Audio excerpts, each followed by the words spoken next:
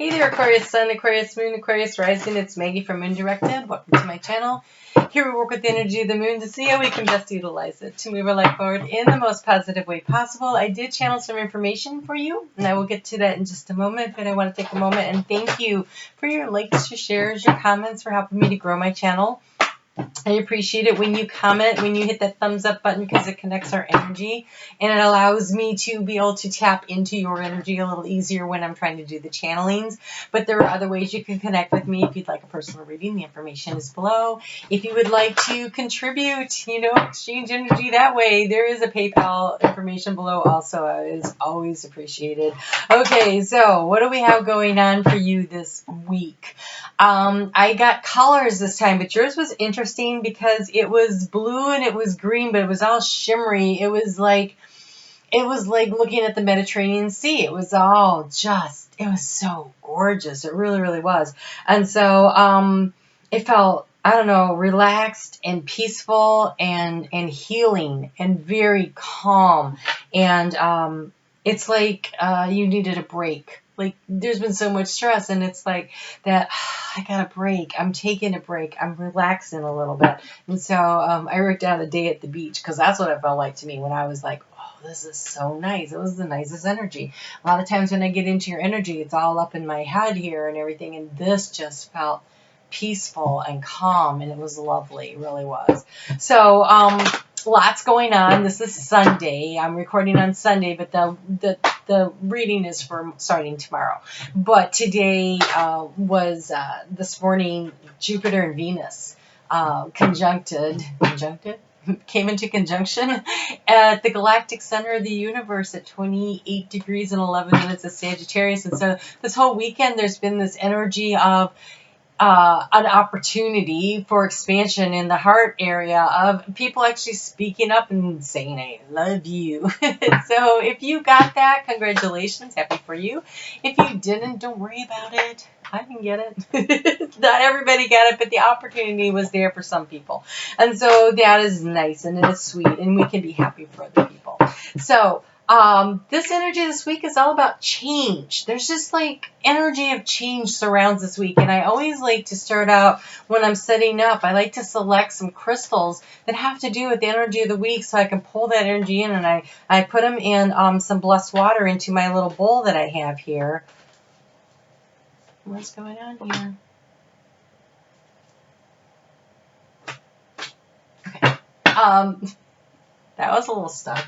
And so I don't know if you've ever noticed my little bowl. And so anyways, I went to the crystal intention cards this time because I couldn't figure out, there's so much change. Change is going to happen. You can't stop it. It's going to happen. There's way too much energy set up for too many things over the next 6 to 8 weeks. It's just going to be a roller coaster. So strap in and throw your hands up and go, yay, woo! All right, so we have Calcapite. Oh gosh. Calcapite. I am strong and healthy thanks to physical movement and outdoor exercise. So if you are not getting outside, get outside. Walk around, allow that energy to happen. If you can't for some reason, park out a little further and walk in. Take the elevator. Take the stairs instead of the elevator. Get up and dance, when you're brushing your teeth. It's a good time. Do some squats, whatever. Get the energy moving, get it flowing. And then we have golden topaz. I step forward with joy and enthusiasm. I put my path shines brightly before me. Yes, we are into hour 8 of recording. Okay, so I finally remembered what this one stone is that I selected because I didn't have golden topaz. It's a carnelian. It's so beautiful. I couldn't remember what it was. So carnelian has a little touch of that red from the root chakra, but it's mostly just that brilliant solar plexus, high energy, Sagittarius kind of energy. And then for the Calcapite, I have to actually look at it to see it. I picked a tiger's eye because look at it, it's all shiny and it's energy and it's grounded and it's focused energy and it's action oriented. And so I felt like that really matched up with it. Then we have labradorite. I take the time for reflection. Nice. I take the time for reflection from a higher perspective. All right, we'll just take a look at this one. And then this one right here, we have, it's green and it's got this purple pattern through it. It's fluorite. And it says, I am smart. I am open to learning something new. I am organized. I'm going to laugh because that sounded like it fell right into my, oh no, it just hit the glass and went down. It landed in the glass. I was going to be like, 2 points. All right, so here we go. Your overall energy for the week, you have the 7 of Coins and the Death card. That makes sense. That's that resting energy. Oh, that makes total sense. Okay, so Death card doesn't necessarily and rarely actually means anyone died. It is the end of a cycle. This is the end of a major cycle. This is Scorpio energy. So we just came out of Scorpio. And the 7 of Pentacles is assessing. It's taking a moment to stop and go and just take stock and think, what am I going to do next? It's catching our breath. So that is your energy for the week. It is that taking a pause, taking a breath, catching it. Relaxing into the energy and preparing for the next steps. And so assessing a situation. Makes sense. All right. So on Monday, Venus is going to move into Capricorn. So there's going to be this switch in this energy. It's going to be very practical and oriented and financial and very much the 7 of Pentacles assessing the situation, looking for a practical answer. We've got the Moon in Scorpio. And so there's going to be an end of a cycle, an emotional situation that's going to require a creative, proactive, practical problem-solving situation. And so assessing and making a decision about where it is that we go next. What do we do now? Okay, look at this. You're the magician.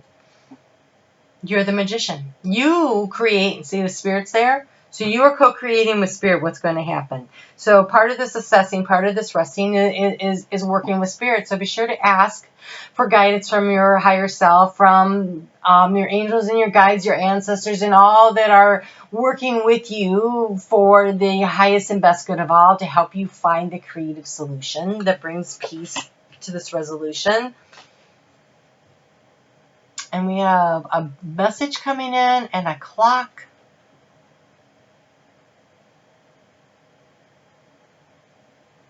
It's a few minutes after midnight. It's almost like it's late. She's not reaching for the message. What is that, 51? 51, 5 plus 1 is 6. That's a soulmate number.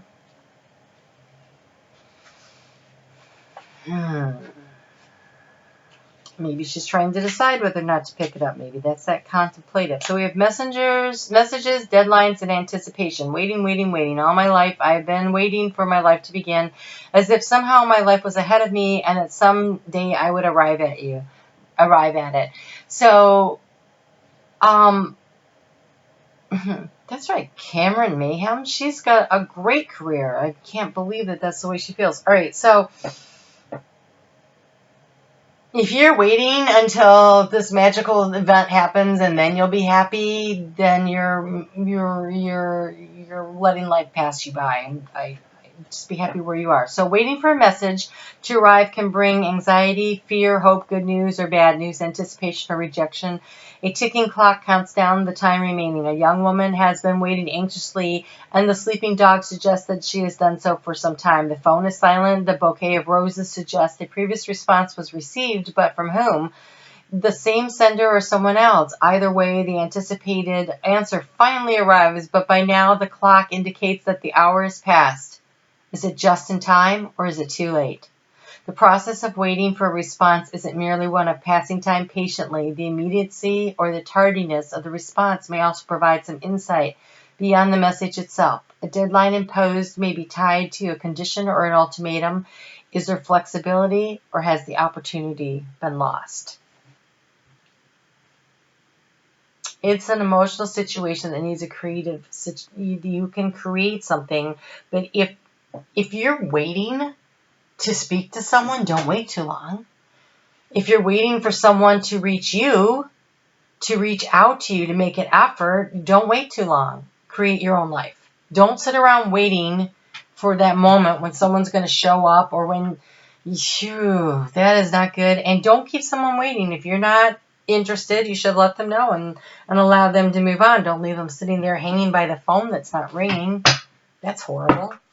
All right, so there's a planetary action, and I can't remember all the details of it, but I do remember that it was Uranus and Taurus. It's Scorpio. I mean, it's Mars and Scorpio. It might be just as it moves into Sagittarius, and then we have this new moon in Sagittarius. It's probably when Mars moves into Sagittarius, actually. And so there's this energy of this opposition with Uranus over there in Taurus, and it's going to create this tension that is very explosive, and it's going to start building this week, and next week could be really a powder keg. A little spark could set things off. So heads up, just giving you a little warning. All right, so the moon moves into Scorpio at 3:11 a.m. Eastern Standard Time, and then at 10:06 a.m. it becomes new. So it's becoming new at just 4 degrees. And so this is that seed of hope that you're preparing for a change of what it might look like, what the path might look like. Wow, okay, what is, this is some, there we go, some super stuck energy here. So Kali's coming through.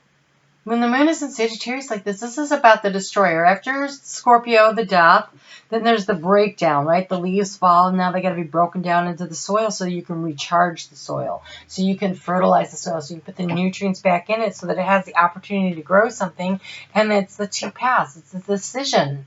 Like, choices are going to be made, changes are going to happen.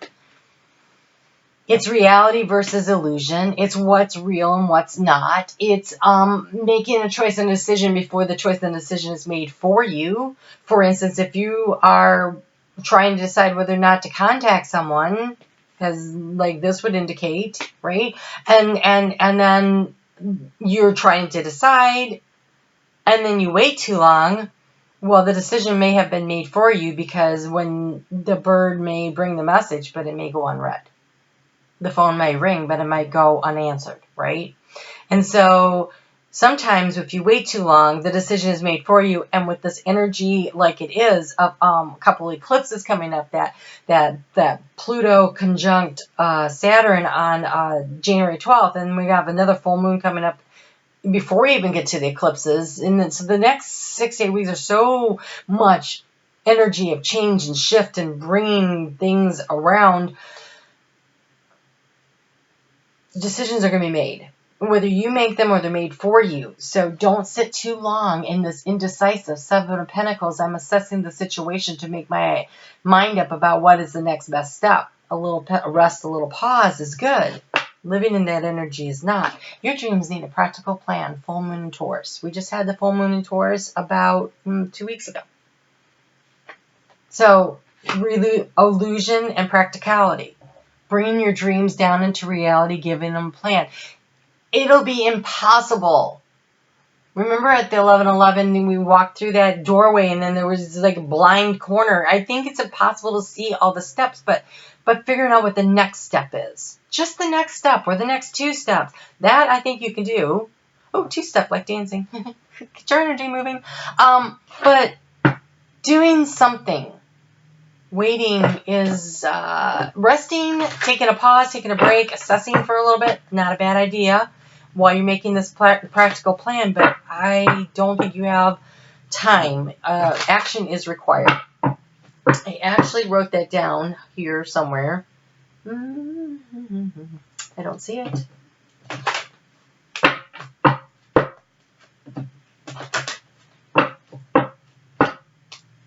Oh, there it is. Action is required in order to recharge your life. I knew I was coming up with something. Okay, so, but right now, it's okay if you need to take a break. Okay? It's okay. I just don't know how much time you have to wait. Because the energy is going to shift. But I think this week might be a week to wait. Might be a week to take a break. Might be a week to kind of look to the future a little bit and think about what it is you want and where you want to go. Sagittarius has a very impulsive energy to it. It doesn't really use a clear head. It just starts moving. Aquarius, you use a very clear head when you're trying to make decisions. And so, maybe just taking a break from thinking because it wasn't up in the head. it was just relaxing. And so if you are taking a mental break, I say good for you. Good for you. All right. The moon is going to move into Capricorn at 7:33 a.m. on Thursday. This is that slow, steady, cautious, patient phase of things. This is where am I going to invest my time, my money, my energy? What do I have? Can I accept the situation? Can I accept help? Should I? Yes. The answer, I'm going to say yes. Yes, you should be asking for help from spirit to help with the right place. I'm always in the right place at the right time with the right people so that I can promote growth in the direction in which I want to go. So you have karmic prosperity. Be ready now to release past life and soul agreements. Cut the cords to be free.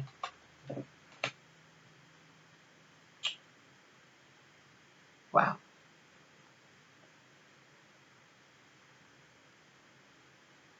This could be financial. If you need to cut the cords of past life karmic agreements, say, for instance, in past lives, you had took vows of poverty, and now you're struggling all the time to make money work for you, that would be a cord you would need to cut.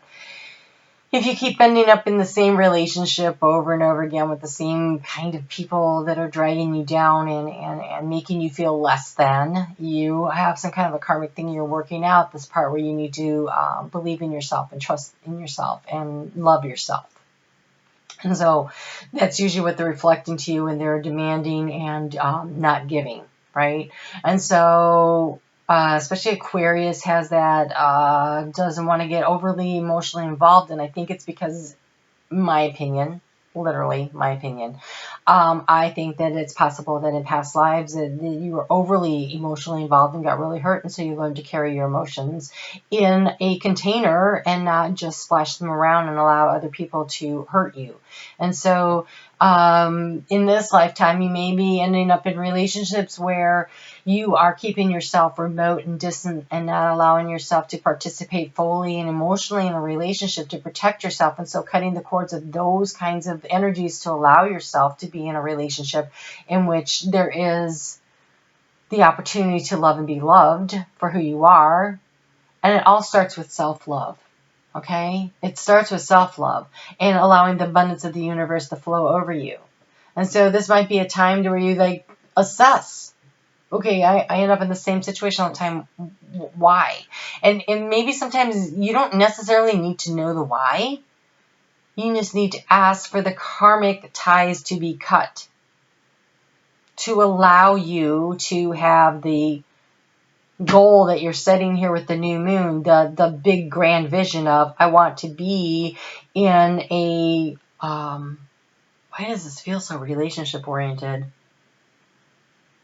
Okay, it could be career.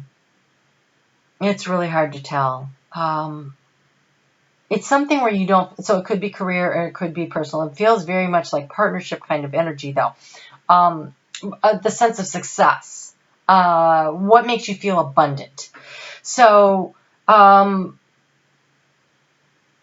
the cords of negative energy that stop you from having this dream. Now, this 10th house dream this is happening in your 10th house. This new moon is happening in your 10th house of career. So this could be about money, and it could be about how you work and interact with people in a teamwork area. And so cutting the cords of the negative energy that are holding you back from being truly feeling successful and abundant at work, truly having financial success, truly feeling safe and secure might be what you need to do. And you don't necessarily need to know what they are. You can simply ask for St. Michael or Metatron to come and cut the cords of negative karmic energy. Ask St. Raphael to come and help heal. And a divine feminine energy to come in and nurture you and show you how to love yourself. And so when the moon moves into Aquarius, that's the first house of you, then I think by the weekend your brain starts kicking back in and you start looking at and problem solving and twisting the idea, this way and that, and running through all the different possible scenarios of how it could work out. And I think that's where that starts happening. But I think this week you know, kind of taking a break and just kind of resting and relaxing and to the sea, getting in the flow of spirit and allowing yourself to be taken along, allow the healing to happen, ask for the cords to be cut. Because this is a big transition that's happening right here. And so sometimes catching our breath a little before we move on is a good idea. And assessing, how did we get here? What did I learn? What did I learn? Not whose fault is it, but what did I learn? What do I want? What works for me? What doesn't work for me? That's always a good idea. So this looks like most likely is happening in the career area. That new moon in that full moon that's coming up in 2 weeks will be in Gemini. And for you, Aquarius, that will be in that'll be in your house of fun and romance. And so it could be tied to that too, because we just came out of 4th house of home energy. So there's some stuff happening there. So we have the story of my life, right? Okay. As I tell myself the story of what's happening in my life, I choose to make it the kind of story where even the tough parts have a sort of inner beauty. It is ultimately a happy story where every character, no matter how wicked, is doing their best. And let me tell you, it will be worth it when I earn that Pulitzer Prize for the best inner monologue. Be kind to yourself, be loving to yourself. Understand that everybody's really doing the best they can. Their best may not be what you would consider very good. It's probably not what they consider very good either. When you love yourself and you choose to forgive others, when you choose to forgive others, that doesn't mean you need to interact with them. That means you say, I know you were doing the best you could. And I thank you for teaching me the lessons that you taught me. And I wish you well. Because that helps you to cut those cords too. That means you're not dragging them through to the next cycle.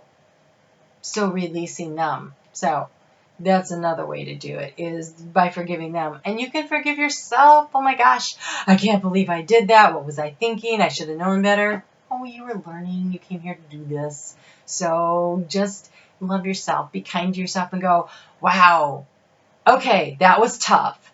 That really was. But look what I learned. And instead of feeling like I shouldn't have got into that situation, say, look what I learned, though. I'm not doing that again because this is what I learned and this is what I know about me that I didn't know before. And I'm really grateful for that lesson with this karmic partner. And that really elevates your vibrational energy, which brings in higher vibrational opportunities to you. So, looks like an interesting, take a deep breath, relaxing weekend ahead. And, yeah, I look forward to touching base with you next week. So if you happen to know a Sagittarius, be sure to wish them happy birthday. And, if you're in the United States here, happy Thanksgiving to you, okay? You take care, and we'll talk soon. Have a great week. A restful week.